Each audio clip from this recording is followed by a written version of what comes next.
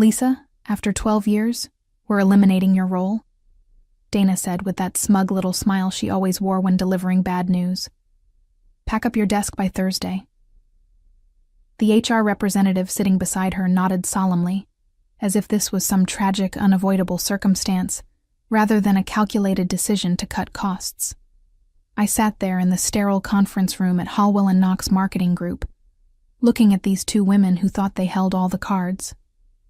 Dana Caldwell, my manager for the past 3 years, had never understood what I actually did. To her, I was just another expense line on a spreadsheet. The HR woman kept glancing at her watch, probably eager to get this unpleasant task over with. "I totally understand," I replied, keeping my voice calm and professional. The words came out easily because I had been practicing them for months. Dana blinked, clearly expecting tears or protests or some kind of dramatic reaction. "Well, that's good. We appreciate your professionalism about this." She shuffled her papers, looking almost disappointed that I wasn't falling apart. "My name is Lisa Granger. I'm 45 years old, and I had just been fired from the only job I had known for over a decade." But what Dana and her HR sidekick didn't realize was that I had been preparing for this exact moment since the rumors started circulating 6 months ago. While they thought they were blindsiding me, I had been 3 steps ahead, quietly building my exit strategy. The signs had been everywhere if you knew how to read them. Hushed conversations behind closed doors, sudden budget meetings, the way upper management started looking through us instead of at us. I had watched this company eliminate entire departments before, and I knew the patterns. The writing wasn't just on the wall, it was written in neon letters. But here's what they didn't know about me. I wasn't just some middle-aged operations coordinator they could discard without consequences. Over 12 years, I had become the invisible backbone of this place. Every vendor relationship, every process document, every client preference was stored either in my head or in systems that only I knew how to navigate properly. "Is there anything else you need from me?" I asked, standing up and smoothing down my skirt. Dana shook her head. "Just make sure to return your badge and laptop when you leave on Thursday." "Of course," I said, already planning how Tuesday morning was going to unfold. They had no idea what was coming, but I could barely contain my excitement. This wasn't an ending. It was the beginning of the most satisfying week of my professional life. Walking back to my desk after that meeting, I felt strangely liberated. 12 years of my life at Hallwell and Knox Marketing Group, and it was ending not with recognition or gratitude, but with a cold corporate dismissal. As I passed my colleagues' desks, I wondered how many of them knew what was happening. The office felt different now, like I was seeing it through new eyes. My desk was tucked away in the operations corner, surrounded by filing cabinets and the constant hum of the printer. It wasn't glamorous, but from this spot, I had managed the intricate web of relationships and processes that kept this company running. Vendor contracts, client databases, workflow systems, all of it had been my domain for over a decade. I opened my laptop and began what I like to call my transition preparation. For months, I had been quietly backing up essential documents to my personal drives. Not company property, but the processes and contact lists I had developed through my own relationships and experience. Every vendor I had cultivated, every client preference I had learned, every shortcut I had discovered. These were the fruits of my labor, not the company's assets. My phone buzzed with a text from my friend Jennifer, who worked in accounting. "Heard about the meeting. You okay?" "Better than okay," I texted back. "Trust me on this one." The truth was, I had been having conversations with competing firms for weeks. Not actively job hunting, mind you, but staying connected with industry contacts who had been trying to poach me for years, particularly Kevin Harrison at BrightPath Creative Solutions, who had been persistently suggesting that I consider making a move. "The offer stands whenever you're ready," he had said just last week over coffee. "We need someone with your expertise and client relationships." At the time, I had smiled politely and said I wasn't ready to leave. But now, sitting at my desk knowing that Thursday would be my last day, I felt ready to make that call. Dana walked by without making eye contact, probably relieved that the difficult conversation was over. She had no idea that she had just triggered a chain of events that would expose exactly how much the company depended on my institutional knowledge. The vendor relationships I had built, the client preferences I remembered, the workarounds I had created when systems failed, all of that would disappear with me. I pulled up my personal contact list and started making mental notes about which clients might be interested in following me to a new firm. After 12 years of excellent service, I had built relationships that extended far beyond company loyalty. That evening, I sat in my kitchen with a cup of tea and my laptop, finally allowing myself to process what had happened. The initial shock had worn off, replaced by a calm determination that surprised even me. For so long, I had been the reliable one, the person who fixed problems quietly and never asked for recognition. But being dismissed so casually had awakened something in me. A fierce desire to show them exactly what they were losing. I opened my email and found the message from Kevin Harrison that I had been saving for the right moment. Lisa, I know you've been happy at Hallwell & Knox, but our offer remains open. We're looking for someone to head up our client relations division, and honestly, you're the only person we want for the job. The salary is competitive, the benefits are excellent, and you'd have the autonomy to build the department the way you envision it. For the first time in months, I smiled genuinely. I crafted my response carefully. Kevin, I find myself in an unexpected position to consider new opportunities. Could we meet tomorrow to discuss the details? His reply came within minutes. Absolutely.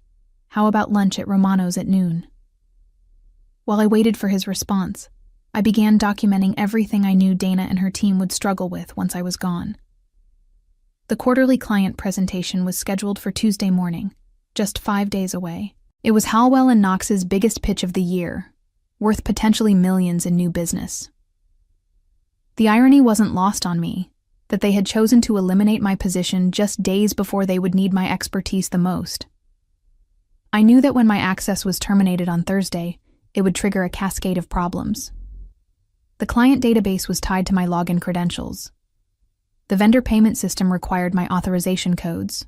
The digital filing system that housed years of client preferences and project histories was organized according to my personal methodology, one that I had never fully documented because no one had ever asked. My phone rang, interrupting my thoughts. It was my sister Patricia calling from Denver. "How was work today?" she asked, the way she always did. "Interesting," I replied. "I got laid off after 12 years. "Oh, honey, I'm so sorry. Are you okay? Do you need anything?" "Actually, I'm better than okay. I think this might be the best thing that's happened to me in years." She paused, probably trying to figure out if I was in shock. "Are you sure you're handling this well?" "Patricia, trust me. By next week, they're going to realize that letting me go was the biggest mistake they could have made. And by then, I'll be starting fresh somewhere that actually values what I bring to the table." As I hung up the phone, I felt a surge of anticipation. Thursday couldn't come fast enough. Once my access was terminated and the chaos began, there would be no going back for any of us. Tuesday morning arrived with the kind of crisp autumn air that made everything feel possible. I had spent the weekend at my favorite coffee shop, Romano's, having the most productive business lunch of my career with Kevin Harrison. By Sunday evening, I had signed an offer letter as Director of Client Relations at Bright Path Creative Solutions, with a start date of the following Monday, and a salary increase that made 12 years of underpayment at Hallwell & Knox seem like ancient history. But the real satisfaction would come today. I arrived at Hallwell & Knox at my usual time, 7:30 in the morning, carrying my regular coffee and acting as if nothing had changed. Dana wouldn't be in until 9, and the quarterly presentation wasn't scheduled until 10. That gave me just enough time to watch the morning unfold exactly as I had predicted. At exactly 8 a.m., when the automated systems began their daily routine, the first security alert would trigger. My personal login credentials, which had been deactivated Thursday evening, were tied to more systems than anyone realized. The client database, vendor authorization portal, digital asset library, and project management system. All of them would lock down when they couldn't verify my access. I settled at my desk with my coffee and waited. At 8:05, Jennifer from accounting hurried over, looking frazzled. "Lisa, something's wrong with the vendor payment system. It's asking for authorization codes that I don't have." That's strange," I replied, taking a sip of my coffee. "Have you tried asking Dana?" "She's not in yet. Do you know what the codes might be?" I gave her my most sympathetic smile. "I'm afraid those were tied to my access credentials. Since I'm no longer with the company as of Thursday, the system probably automatically locked them out." Jennifer's face went pale. "But we have contractor payments due today. If we can't process them..." "I'm sure Dana will figure something out," I said calmly. At 8:15, Marcus from the creative team appeared at my desk, laptop in hand. "Lisa, I can't access any of the client asset files for the Henderson presentation. The system says I don't have permission." I nodded understandingly. "That folder was organized under my user account. You'll need someone with administrative access to reassign the permissions." "Who has administrative access?" "Well, I did. But since my credentials were deactivated..." I let the sentence hang in the air. Marcus looked confused and increasingly panicked. "But the presentation is in 2 hours." "You might want to talk to Dana about that," I suggested gently. By 8:30, my desk had become command central for a growing crisis. 3 more people had come by with various system issues, all tied to my deactivated access. The beauty of it was that I wasn't being difficult or withholding information. I was simply no longer authorized to help, and no one else had been trained on these systems. At 8:45, Dana finally rushed in, looking harried and clutching her phone. She had obviously been fielding calls from home. She beelined straight to my desk, her earlier smugness replaced by barely controlled panic. "Lisa, we need to talk," she said, trying to keep her voice low. "There seem to be some technical issues that we need your help resolving." I looked up at her with complete innocence. "I'd love to help, but as you mentioned Thursday, my role has been eliminated. I'm just here cleaning out my desk until Thursday." "But surely you can help us access the client files for this morning's presentation." "I'm afraid I can't access those systems anymore. My credentials were deactivated when HR processed my termination." The color drained from Dana's face as the full implication hit her. Dana stood at my desk, her composure cracking as she realized the magnitude of the situation. Around us, the office was buzzing with mounting panic as people discovered one system after another that they couldn't access. The quarterly presentation was scheduled to begin in less than 90 minutes, and half the materials were locked behind security protocols that only I had been authorized to navigate. "There has to be something you can do," Dana said, her voice taking on a desperate edge. "Can't you log in just this once?" "My access was terminated as part of standard security protocol," I explained patiently.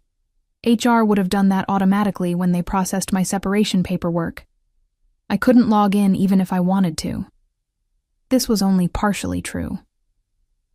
While my company credentials had indeed been deactivated, I had anticipated this exact scenario and made sure to download copies of essential documents to my personal devices. But Dana didn't need to know that. Marcus appeared again, this time with 2 other team members in tow. "Dana, we can't find any of the Henderson Industries client preference files. Lisa says they were in a folder tied to her account." "What about backups?" Dana asked frantically. "I'm sure there are backups," I interjected helpfully. "But they would be in the archival system, which also requires special access permissions. IT might be able to help you, but that could take hours." As if summoned by our conversation, Henderson Industries themselves called. I watched Dana's phone light up with their number, and she shot me a pleading look before answering. "Good morning, Mr. Henderson. Yes, we're very excited about today's presentation." "What?" No. Lisa Granger she's transitioning to other responsibilities. I understand you had questions about the campaign messaging. I could hear Mr. Henderson's voice through the phone, asking specifically for me to clarify some details about their brand guidelines. Dana covered the phone and whispered urgently, "He wants to talk to you about their specific requirements." "I'm no longer authorized to speak on behalf of the company," I replied professionally. "Company policy prohibits former employees from engaging in client communications." Dana's conversation with Mr. Henderson continued for several more painful minutes, with her repeatedly promising that someone would get back to him with the information he needed. When she hung up, she looked like she might be sick. "Lisa, I think there's been a misunderstanding about your departure timeline," she said carefully. "Perhaps we could extend your last day until after the presentation." I tilted my head thoughtfully. "That's an interesting idea, but my paperwork has already been processed. I've already accepted another position that starts Monday. Changing the timeline now might create complications with the new company." This was the moment I had been waiting for. Dana's eyes widened as she processed what I had just told her. "You've accepted another position?" "Oh yes, I should have mentioned that sooner. BrightPath Creative Solutions offered me a director role. I'm very excited about the opportunity." I didn't need to spell out that BrightPath was one of Hallwell & Knox's biggest competitors. Dana was smart enough to connect those dots herself. I could see her mind racing, probably calculating how many clients knew me personally and might consider following me to my new firm. The phone at her desk rang again, then Marcus's phone, then Jennifer's. One by one, vendors and clients who had been used to working directly with me were discovering that their primary contact had vanished without notice. And with each call, the scope of the crisis became clearer to everyone in the office. Except they still didn't understand the full picture of what was coming next. By 9:30 a.m., the office had descended into complete chaos. Dana was fielding angry calls from clients while simultaneously trying to coordinate with IT to restore access to critical systems. The Henderson Industries presentation had been delayed twice, and I could see sweat beading on her forehead as she struggled to manage multiple crises at once. That's when my phone rang with a call that would make this morning even more interesting. "Lisa, this is Patricia Chen from Henderson Industries," the voice said. I recognized her immediately. She was the marketing director who had worked closely with me on several campaigns over the past 3 years. "I heard through the grapevine that you're no longer with Hallwell & Knox. Is that true?" I glanced around the office to make sure no one was listening. "Yes, my role was eliminated last week." "That's unfortunate for them," Patricia said, and I could hear the smile in her voice. "I don't suppose you'd be interested in hearing about some new opportunities. We've been considering bringing some of our marketing work in-house, and we need someone who understands our brand voice." This was an unexpected development, but a welcome one. I'd certainly be open to discussing it. "Perfect. Are you available for lunch today? I know it's short notice, but we're moving quickly on this." "I think I can make that work," I said, watching Dana frantically searching through filing cabinets. After I hung up, I noticed that Jennifer from accounting was hovering nearby, looking nervous.